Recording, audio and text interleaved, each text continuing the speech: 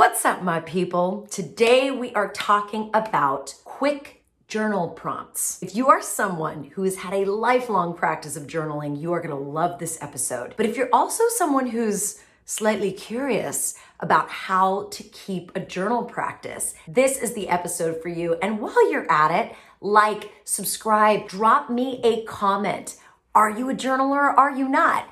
Either way, today we are talking about quick journal prompts that will infuse your day with energy and just spark your soul so that you can do your thing, especially if you're experiencing a little bit of a conflict. I'll tell you all about it. Here's the thing about journaling. It's gotten a bad rap, right? We sort of associate it with like 11-year-old girls writing like, "Dear Diary, I love Johnny." And you know, here's the thing. I was that girl 100%. But I also think it's a really sad, sort of sexist view of what journaling really can be and what a journaling practice is. And yes, some of us start out by talking and dumping onto the page all of our goofy little crushes when we're kids. But make no mistake, that practice that begins in the innocence of our childhood only evolves and grows stronger over time.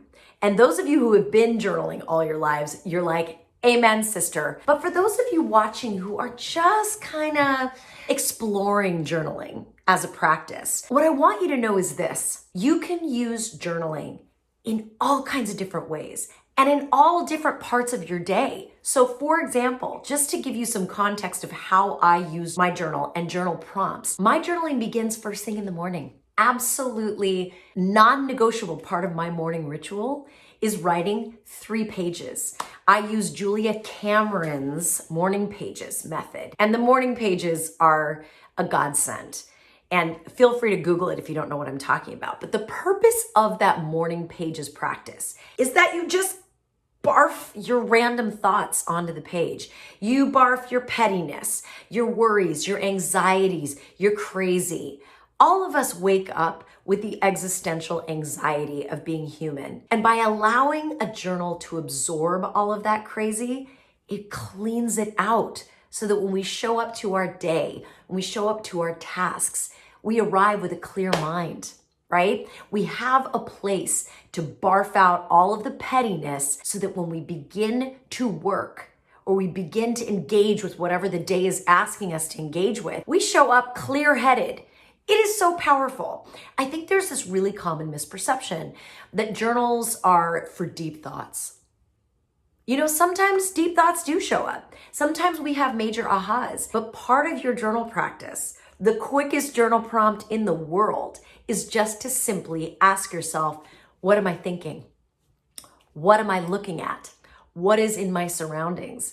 I think some of us hover over a blank page and we're like, oh, I don't know what to say. Right? I don't know what to say. Right? Describe your coffee cup. Describe the dream you had last night. Talk about something that's pissing you off. It doesn't matter. There is magic in keeping the pen moving, as Natalie Goldberg says in her brilliant book, Writing Down the Bones. So the quickest journal prompt in the absolute universe is, what am I thinking? Or what am I seeing? What's around me? It doesn't have to be complicated. But listen, as we move through the day, it's interesting the way I use my journal and quick journal prompts that I use throughout the day to manage my energy. It changes, right? In the morning, my energy is very high. I have expansive thinking. I may have a little pettiness that I'm barfing on the page, but generally I'm full of ambition and ideas. But Lord help me as the day goes on, specifically and especially when I'm having a hard conversation with someone. If I have a meeting that I'm going into that I know is going to be fraught or difficult or challenging or triggering, I will journal before I get into that meeting and just for 2 minutes, free write, what is my intention for this conversation? I may only get 3 or 4 lines down, but my God, it crystallizes and organizes my thinking in a way that just thinking could never do. Because here's the thing, this monkey mind will loop on garbage, hot steaming garbage on repeat. But if you put it on a page, you're like, this is hot steaming garbage. I'm not going to think this anymore. And then you can actually write something useful like, what is my intention for this conversation? Imagine the difference of going into a meeting just looping on anxious thoughts versus taking out your journal. Would you like to meet my journal? She's fabulous. This is my journal. You can see all of these pages. I have a clip that I use to keep all of the pages I've already done. And I keep it in a leather-bound notebook. And, I replace this part I just replace. And it is full of everything. So before I go into a tough meeting, I get out my pen and I say, what's my intention for this meeting, right? What am I intending to do with this time? And then if there's time for me to go further than that, another quick journal prompt is, what could possibly go wrong in this conversation? Now, why would I say that? Because here's the thing, and social science shows this, it's not just me talking. It is one thing to keep your thoughts positive. Of course, we want to be positive, but we don't want to be idiot Pollyannas either. We have to be realistic about what is likely to go wrong in a conversation so that we can plan for it, so that we're not caught off guard and kerfuffled and hot messed about the whole thing. You know what I'm saying? So what is my intention? What could go wrong? And then if I have extra time, I love to ask, what could go right? What might success look like? That practice is so game-changing for difficult or high-intensity conversations that I dare you to try it before your next one. And I dare you to drop me a note telling me how it went. Because I'm telling you, it's gonna change things. And that's the thing nobody tells you about journal writing. Keeping a journal where you are free to express whatever madness, whatever creativity, whatever ideas, whatever plans you have is quite literally life-changing. Why? Because at least for me, my intuition loves to show up in the pages of my journal. My ideas love to show up in the pages of my journal. My life wouldn't have unfolded the way it did had I not been exploring different things, ideas, concepts in paper and pen. It's magical. But you know what else is a great journal prompt? Let's say it's for me, 3 o'clock every afternoon is when I go, like, God forbid you should ever have a meeting with me after 3 o'clock. It is like, I'm like, and I got to throw caffeine down my beak if I've got a big talk to give or whatever. But if I don't have time to make a coffee, I do a quick journal prompt. And my journal prompt when I'm just tired and it's 3 o'clock is so simple. Are you ready? What do you need right now? And when I write that down, it is so much better than going on Instagram and just like doom scrolling, mindless scrolling, or checking email for the 80th time. I go to my journal and I write, what do I need?